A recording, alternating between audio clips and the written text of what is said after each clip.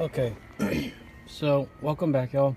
So here's a little sunlight action uh, of my issue that I was having. Uh, so, okay, so every time this thing would get loose, I would tighten it back up. But whenever I tighten that rocker nut, um, it wasn't hard to tighten. You know what I mean? Like, these things are supposed to like bite into the stud. You know, you're supposed to feel it bite into it, and it wasn't that hard to turn. And this was the one. I don't see where like it's stripped or anything like that, but it wasn't hard to turn. Like, I literally, I could probably put this on there, get a good grip, and be able to turn it. So I think it was just backing off. I was kind of thinking like if it was like popping up, like skipping threads, but it wasn't. There's no damage to the threads or anything. So I got another nut. So what I'm gonna do, I pulled the push rod. It's not bent or anything like that.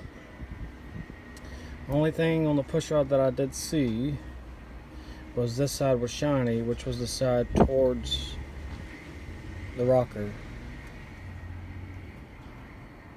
This was towards the rocker, so it was like that. But it's not like marred or anything like that. Nothing in the rocker arm is like chewing up or getting, like I pulled the cup out and there's nothing in there, like no metal debris. No metal debris in the valley. So I think it was just coming loose. I got to thinking this is a roller cam, so I was thinking like, there's no way that it could like be chewing the cam up, but there is. The lifter can go bad, but I could have tightened it, right? Drove for 3 weeks, no issue, until I get down on it, and then it would come loose. So if it was the cam, I think it would, just driving normal, eventually it would even loosen up on its own then, but it wasn't. And I counted the threads coming out, and none of them were, like all of these are the same, and this one had less, meaning that it either came loose or skipped up, like popped up. But like I said, they're not damaged. I've got some extra studs, some ARPs. You know what? I say I do. Let me look. I might have used them on my blue car. Nope, I got them right there. So if I need them, I got them. I've actually got another set of rocker arms. So these Flotex, they came with guide plates and everything. I only use these. I put washers on, took the guide plates off, put same thickness washers underneath it, locked them down with Loctite, and I use the self-aligner rockers because it's got, it's not rubbing anywhere. There's pretty decent sized holes. I had these what brand are these? Comp cams, self-aligning, so I figured I'd use these. But I do have another set of full roller rockers, Proform, if I wanted to. I was just trying to go with what I thought would be the least maintenance and the least issues for daily driving. Not usually you lock these things down, you don't have to touch them most of the time, and I haven't, other than this one. So I think it's that nut. I'm gonna try this other nut I got and go from there. All right, Jack, what you got? I got You got your toolbox? Yeah, I got. What's down there? That's where the storm drain goes. All right, what we gotta do? We gotta put air in this old bald tire. Yeah. Bald tire like Daddy's head. Oh, look. Yeah, it's been sitting here a long time. Okay, where's All right, what we're doing now is we're gonna air this tire up, get this truck in the driveway. I gotta put front brake pads on it, and go from there. Start getting some work done to this thing, because it's literally been sitting since I've been driving the Silver Mustang. It's been like 2 months, so it's just been a reliable thing. I got the hood popped up on it, just double checking oil and that kind of stuff. Normal daily or every other day thing. Keep going.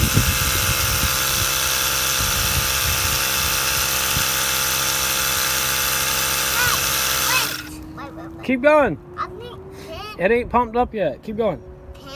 Pennywise took What'd you just say? I think Pennywise touched the leaf. yeah, what there? It's got some red stuff on it, don't it? Why? I don't know what that is. That's weird. All right. Let's just ignore that. Keep pumping it up. Come on, Pennywise in the storm drain. What? Nothing. Just keep going. All right. Yep. We got metal on metal. Look at that. No pad life left. Got a little bit on that one, but I got new pads and they are right here. So let's get them on. Okay, I'm doing something that I should have done probably before I even started driving this damn thing. Is put a filter before the pump. Got by with murder lately with this deal. Luckily I haven't burned the pump up, but I've been getting a little bit of debris in the filter up by the carb. So I know if I'm getting it up there, it came through this. So that's the pump sitting right there. So now I got some protection. Now I'm gonna have to worry about this thing getting stopped up and leaving me outside the road. So I'll probably have to keep my eye on it like once a week, make sure it ain't getting a bunch of gunk in it, and change it out before that happens. Because I don't want to run my pump dry and burn it up. No leaks.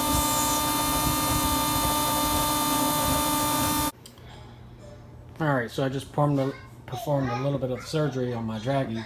I had to replace the battery in the Dragy. There's a good bit of videos up of how to do it. I didn't have a soldering iron, so I made one. I have a spring, and that's the old one. And the battery, if y'all need to order one for your Dragy, is 402050. You get them on eBay. It took about 3 weeks to get, but they come 2 to a pack for like $10. I actually got another one here. So I didn't really film much of replacing it because it was so tedious with a bunch of small screws, jeweler screwdrivers and stuff like that. Now on my board, I'll take a picture of when I had it apart and put it up.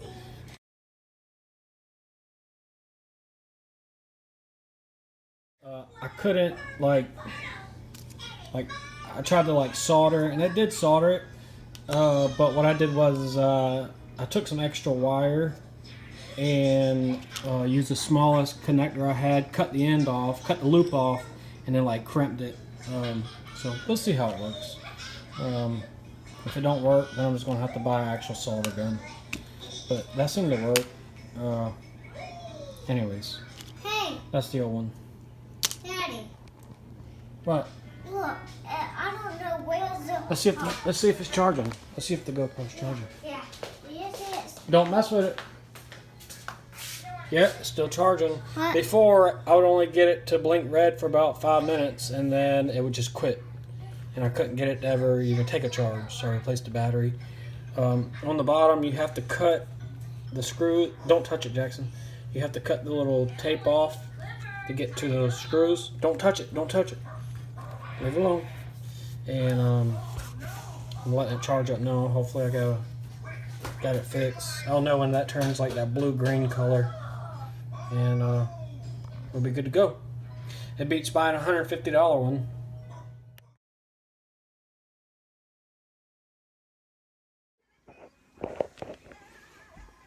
Alright, what's up, y'all?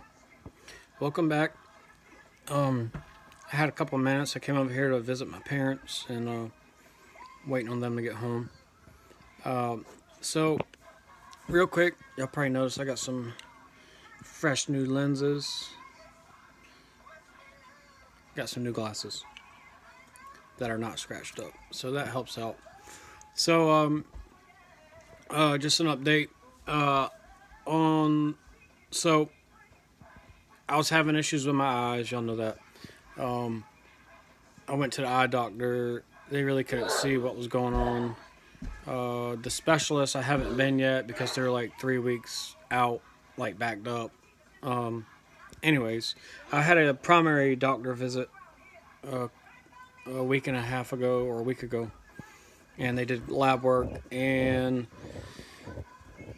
I told him everything that was going on, and the lab work came back that my RNP, I believe it is, antibodies are elevated, which indicates like some kind of tissue, autoimmune issue or something. Everything else came back fine.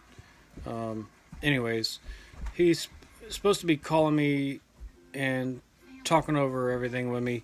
So I'm guessing it's maybe arthritis or something trying to set in, which kind of explains why I've been having neck stiffness pretty bad, and I think it's the tightness in my neck.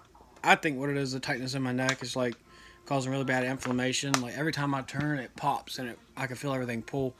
I think it's affecting some of the nerves that wrap through to my eyes.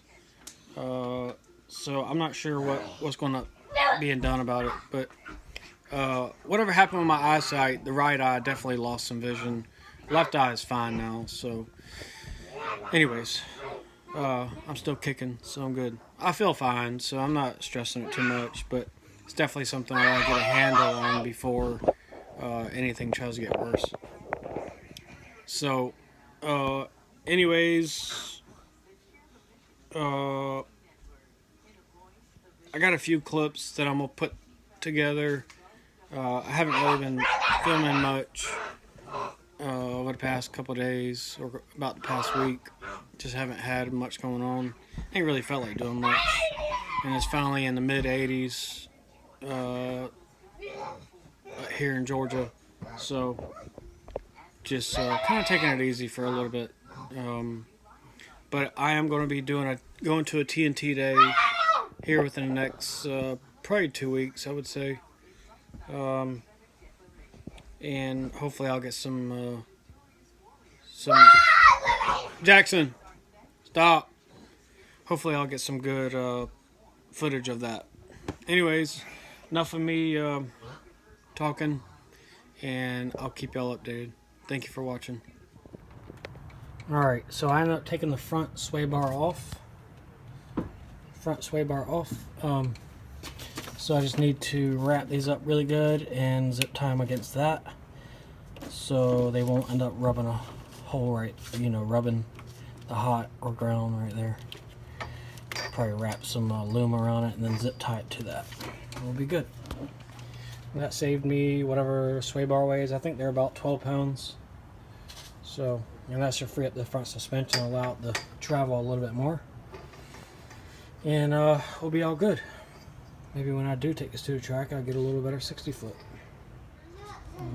Just like that. Good enough. Alright, so I took the Silver Car out for a draggy pass. I had to replace the battery in my draggy, and I got it working again. And so I ran it. I didn't get to run it all the way full through the quarter mile. So I ran it to the 8th, and then I kind of let out just before the quarter. The best pass I got in the 8th, which was spinning pretty bad, on the street, is an 888 at 85. And the quarter, I'll put a screenshot up. I think it ran 1377, I believe. So it was 2 different passes.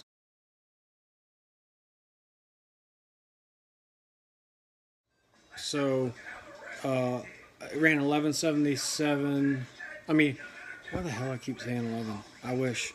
It ran 1377.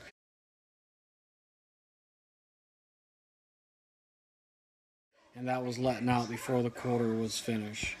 So anyways, some upgrades coming to the Silver Car soon. Well, I shouldn't say upgrades. It was just some modifications. I want to look into doing the Cool Can. It's made by Mr. Gasket, but I'm going to try to make my own. It's a can where you put ice in it, or you know, what's it called, dry ice or whatever, to make the fuel cold, and see if that gives it anything. Also, the other thing is that car's got one tire fire, so it's an open differential. I need to try to get a track lock and put in it.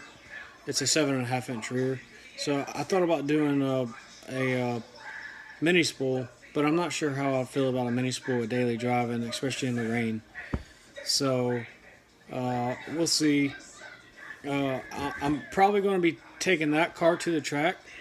So here's the thing. I've been really wanting to get the blue car to the track, but I really feel like I'm going to have to baby the blue car because I don't have the axles in it. I want to dump the clutch at 4,500, 5,000, and I just don't feel comfortable doing it with 28 spine axles and no torque box reinforcements. I don't know. I'm going to be disappointed if I take the blue car to the track and I don't get my 799. I'm going to be pissed at myself, and I'm going to, it's just one of them things. So I know there's no way in hell I'm going to break that 7.5-inch rear with the setup that I have. It does have 373s in the silver car. So I don't know. We'll see what ends up happening, but I'll keep y'all posted. Thank you.